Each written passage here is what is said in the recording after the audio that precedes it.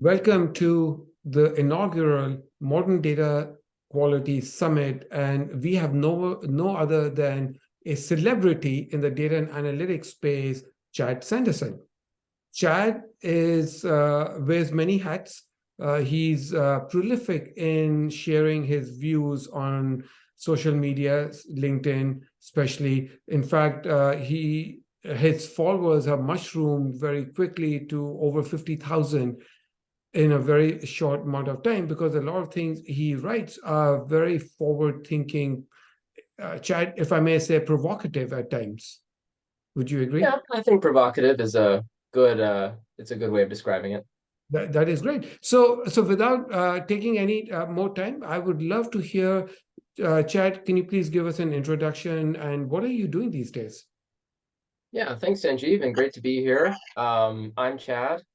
I spent the last 10 years working in data. I started off as an analyst and a data scientist for a small company called Grill Grate in northern Georgia, and I eventually made my way to Microsoft, where I worked on the artificial intelligence platform, and we were handling large-scale machine learning jobs from all across the business. And then eventually I moved to a late-stage freight technology startup called Convoy that's currently on their Series E. So it's kind of hard to call them a startup at this point. And I started by owning the machine learning and experimentation platform teams, and then eventually moved to owning the entire data platform. And that included our infrastructure and technology around data quality. So these days, I'm running a community called Data Quality Camp. Data Quality Camp is a group of data professionals, data engineers, data developers of all kinds, data scientists that are focused on implementing data quality at scale. And the big gap that I saw in the market was that there's a lot of really great vendors that are talking about their particular slice of data quality, but there wasn't one place where people could look at data quality more heuristically end to end at different levels of maturity and have a community of like-minded people that they could ask questions about how to implement it the right way. Last month, April 2023, I saw you last in person at Data Council Austin. Mm. I attended your meetup in evening. It was super well attended. I was quite happy to see all these people that we've been communicating all descended onto your meetup. How big is DQ Camp community these days? Yeah, these days it's about 5,000 people, just over 5,000 people. So I mean, we started in November of last year, and 5,000 people puts us at a roughly 1,000 new members every single month. So it's growing a lot, and hopefully we start doing some really exciting things and more events than just the one we threw in Austin. I see. That is great. In fact, I want to ask you, what are the deliverables? What do you seek to do in DQ Camp? But before I even go and ask you about what are the goals of DQ Camp, why did you pick the topic of data quality? You wear many hats. You've been known for propagating the whole concept of data contracts. Why data quality? I felt that data quality was one of the areas in data engineering that it wasn't exactly clear from what I had been reading online where to start. And almost every data professional that I talked to was really struggling with data quality pretty significantly. So everybody has the pain point. There wasn't really a great place to start. And there also wasn't a great set of steps on what to do at what point when that wasn't being influenced by a vendor in the space. And I have nothing against vendors, like truly. In fact, I think that vendors put out some amazing content, and these are usually people who are also hyper focused on solving a problem. But I think that there was a need to have a vendor agnostic space where professionals who had either solved the problem, were in the process of solving the problem, or were about to solve the problem could collaborate. I thought there was many other areas of data engineering where that space already existed, or data science where that space already existed. But for data quality, I just seemed like a big gaping hole that I wanted to fill with a community. This has been a constant enigma for me. Why is data quality always top of the mind? I mean, I know like without good quality data, there's nothing good that can come out of all our analytics. But why is this such a persistent problem? We've been talking about it for decades now. Hmm. I think that it depends on the era in which you ask that question. I think there are different reasons why data quality has become it has still been an unsolved problem up until now. My personal opinion, and of course this is biased because I'm a huge advocate of data contracts and more specifically the problems that data contracts solve. My bias is that we have yet to develop a clear ownership model, starting from the source systems and ending at the destination systems where data is applied and used. The way that it works for many, and I would say most companies that exist in the modern data stack today is, data is pushed from these source systems, could be a Postgres table, could be something in MySQL, could be SAP, could be Salesforce. It's kind of dumped and then handed off to a data engineering team who then hands it off to an analyst or a data scientist. And when there's no real communication or ownership or acknowledgement that the data that I manage and maintain as an upstream provider is an API, ultimately things start to break down. And then consumers will take steps to protect themselves from those breakdowns, like writing filters on top of their already very, very long SQL queries, which makes the data even more complicated, which makes it hard for any person who comes after them to understand what this query actually refers to, which leads to duplication and on and on and on. I don't think that that was the same problem in 1995 or in 2000, but I do think that is the problem, the hurdle that we face today. So one thing that I found interesting was you said it has been an unsolved problem up until now. So do you see that we now have a light at the end of the tunnel? How is the modern data quality being approached differently so we can now expect to have higher success? So I would say that modern data quality, I don't know if it's being approached fundamentally different from a philosophical perspective. I think even if you went back to, the 80s, everybody would say the same things about what should ideally happen with data quality. You should have a strong data model that's connected to some real world semantic value. You should have clear ownership. You should have some way of ensuring consistency and reliability and measuring all the metrics that you care about that are relevant to data quality and surfacing them to the right people. However, I think that prior to the last couple years, this has all been done entirely manually. It's by hand, it's process, it's governance committees, and these things are very unwieldy. And I think that engineers, especially, aka data source owners, tend to gravitate away from process rather than towards process. And as companies become more nimble and more agile, and the engineers are empowered to, become even more flexible than they already are, generally it sees them shirking off the process in favor of moving quickly and iteratively and following this like agile set of methodologies. Um, the reason I think that that's changing, and at least I hope it's changing, is because there are now mechanisms for data governance and data quality to also follow this agile, iterative, piece by piece sort of framework that adds incremental value. I think that's the piece that has always been missing. Typically, these data quality initiatives are big blasts. It's like, let's go in and refactor our entire data warehouse, or let's apply 100 different governance policies on top of all of our data. I think that's the mentality that's starting to change a little bit, to move from that to actually there's a small amount of data that is important, our data products, so to speak.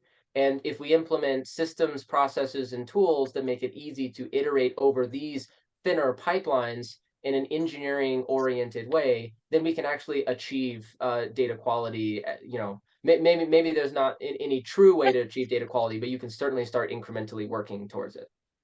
I love this answer because I see this happening in other parts of the pipeline, even building what we call data products, and we'll talk more about data products. But I think the problem you're saying is that in the traditional scenario, if we have a data quality problem on a dashboard, let's say, so the consumer finds out, the consumer may be a CFO, and so the consumer is like a beta tester, so detects a problem, and then the problem is because of this lack of ownership and too many products making up the pipeline. There's no ownership, there's no single person to approach and say, go fix this. So that ownership, accountability, you said, is a problem. Also learning from software engineering principles like agility, lean, and even like version control, so you can do A/B testing. Maybe is that so we can I think that's exactly right. Like what you described is, I would say, one of the biggest, if not the biggest problem today, right? Like you are always going to have data quality issues. Like that's you yeah. can't fix that. In the same way, you're always going to have production bugs. So it's not a question of completely preventing any issue. The question is, if an issue happens, does it get resolved? Is someone willing to raise their hand and say, yes, this is my responsibility, and I choose, it is a part of my workload that I will fix this. I will fix it in a timely manner, and that involves being able to number one, um, prescribe these constraints. Hmm. Number two, to monitor for them. Number three, the ability to communicate back to a producer that they have happened, and number four, to solve them in an efficient way, and then signal to your consumers that the problem is fixed. I think if there is a simplistic way of doing this, of taking ownership in a way that is incentivized. So it's not just telling people, hey, I expect you to go and fix this, but it's actually built into the incentivization structure of the producer, whether that's an engineer, whether it's a business intelligence analyst sitting in the warehouse that might own a view. I think that is the critical piece, and that's the piece I think that is changing quite rapidly.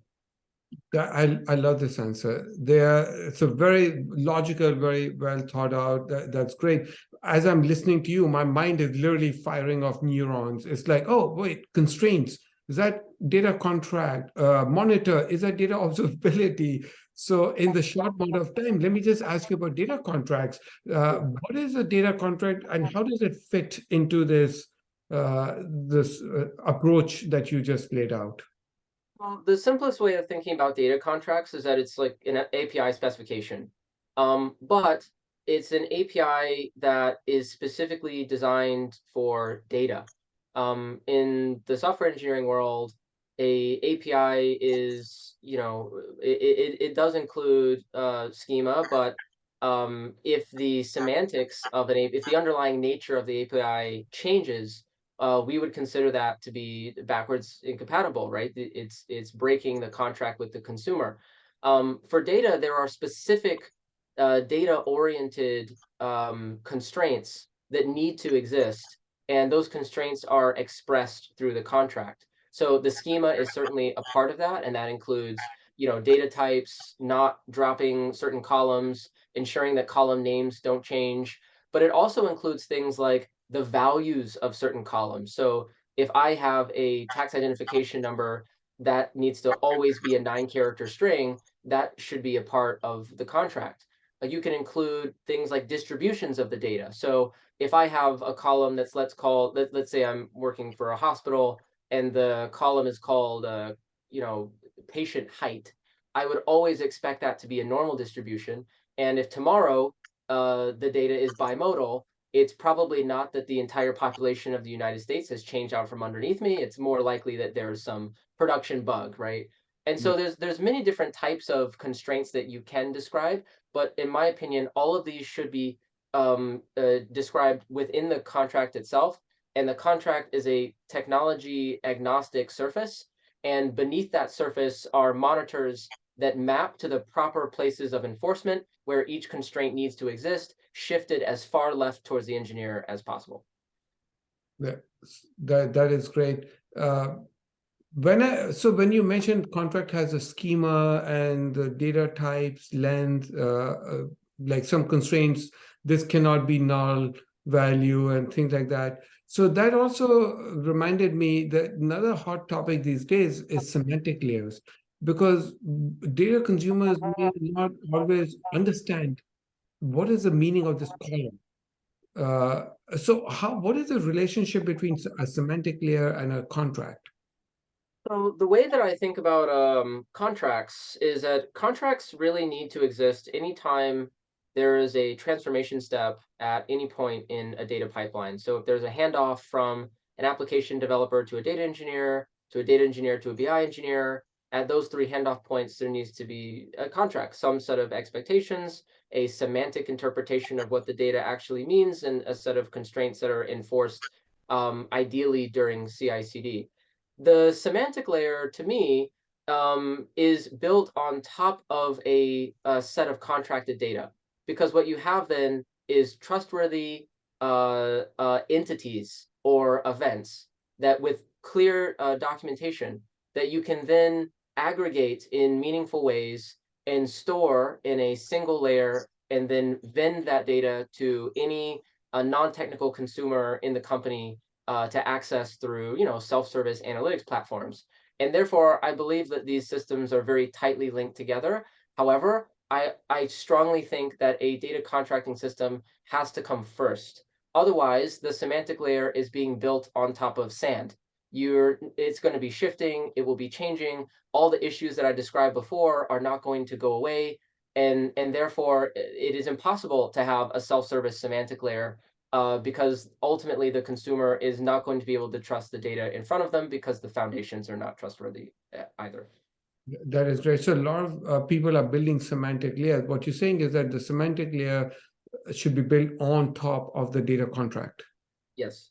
And so if I have a scenario where I want to do some reporting on an operational data, which is coming from an ERP system that's SAP, and I want to compare it with historical data that's in a cloud data warehouse, then I'm going to have multiple contracts for SAP and Snowflake and a single semantic layer? Is that how it'll be?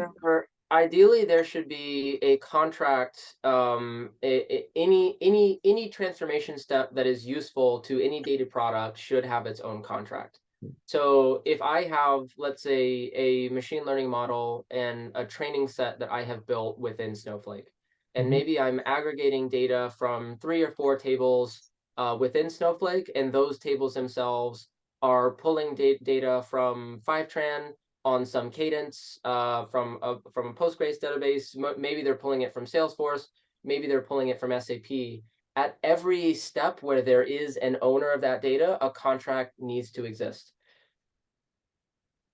So the contract is either data transformation layer, is it? Oh no.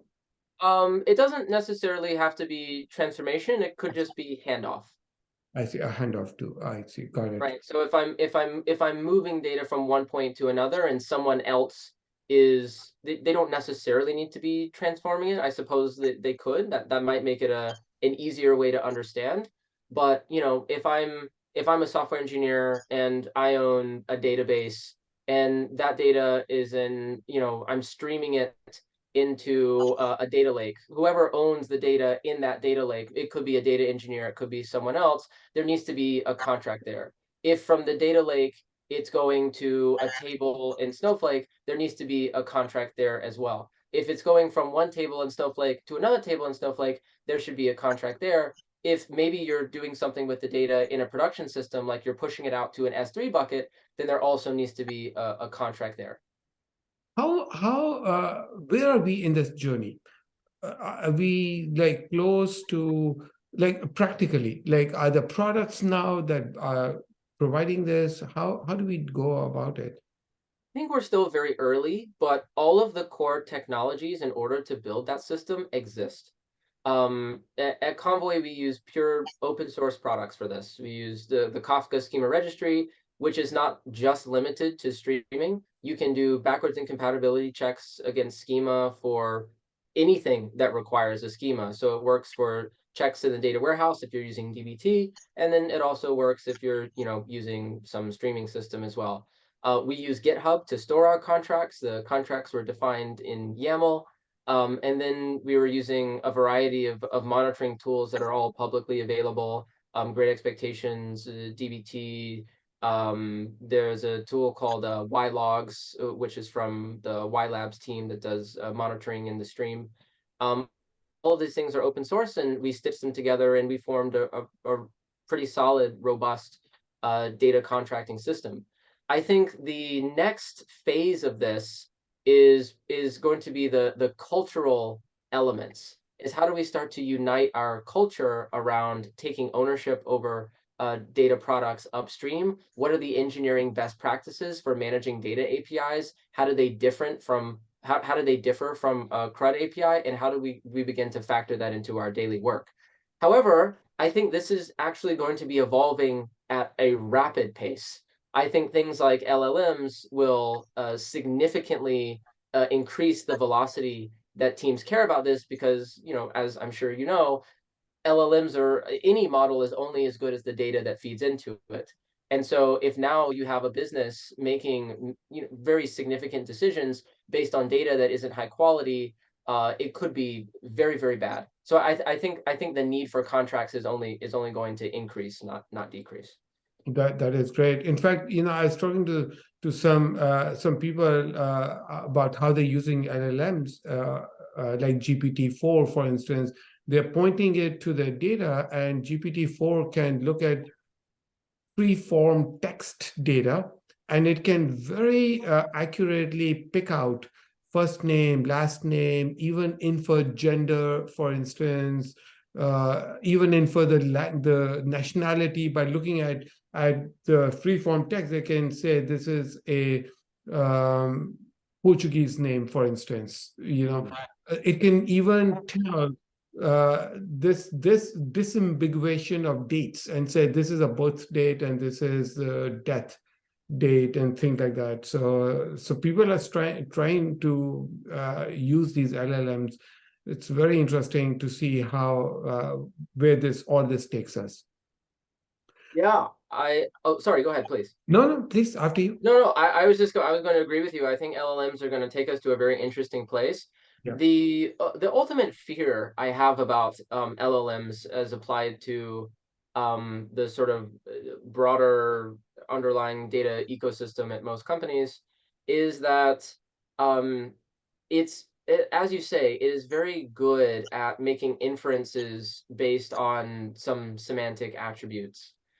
What it is not good at, I think, is making inferences if that semantic information either doesn't exist or is just wrong. And if you've worked in sort of large scale, very messy data ecosystems, one of the things you figure out very, very quickly is like you can't trust that just because something is labeled a certain way, that any model, let alone any person, is going to necessarily interpret it that way. At Convoy, for example, we had 6 different definitions of shipment distance. Sometimes it represented the distance in miles, sometimes it was the distance in kilometers, sometimes it was the distance of in time, and sometimes it was the distance as expressed in whether or not it crossed state boundaries. And all of these were things, and they were used interchangeably, but they were titled the same thing. And I think the challenge is going to be just because there's a number on a screen, does that number actually reflect the semantic context that these ChatGPT-esque models think that they do? And oftentimes, the worst part is that sometimes human beings get it wrong. So there might be a label that we put on the data, which is just simply incorrect. It actually doesn't represent what the data actually is. And this is extremely common at businesses of all sizes. So yeah, I think there needs to be some solutions for that before we really start to trust what these models are telling us. This fascinating discussion. Another challenge that I hear from customers is there is this confusion. If we were to do a RACI chart, responsible, accountable, consulted, and informed, what is the RACI chart? Who is responsible for and accountable for data quality? Is it the producer, data engineer? Is it the consumer? What are your thoughts on that? So I think that fundamentally the RACI is almost everyone. Almost everyone who is a stakeholder of data at the company has a part to play. I think that ultimately the data producer must be the owner of data quality in the same way that a software engineer building features must be the owner of code quality. Like we would never expect to say that a product manager or even worse, an in customer of some application is responsible or is an owner of the quality of that application. Fundamentally, it has to lie on the shoulders of the engineer who is building it. However, I do think that there is a responsibility of the data consumer and the data engineer to help the producer understand, what is the quality that they should, what are the quality checks and constraints that they should implement. In the same way that a product manager has to very clearly define the requirements for a set of features, its failure states, the UX, the UI. I think that data product managers, quote unquote, which doesn't have to be the official title. It could be a BI engineer, it could be a data engineer, it could be a data scientist. Really, it's anyone who understands the expectations of the data very, very well. It's their job to communicate that as accurately and in a semantically valid way upstream. Finally, I think that there is a responsibility on the non-technical consumer to communicate changes to the business to their more technical stakeholders. So, for example, at Convoy, at times we might have new types of shipments that pop in and out of existence based on whatever our sales and marketing team decides is going to be most valuable that quarter.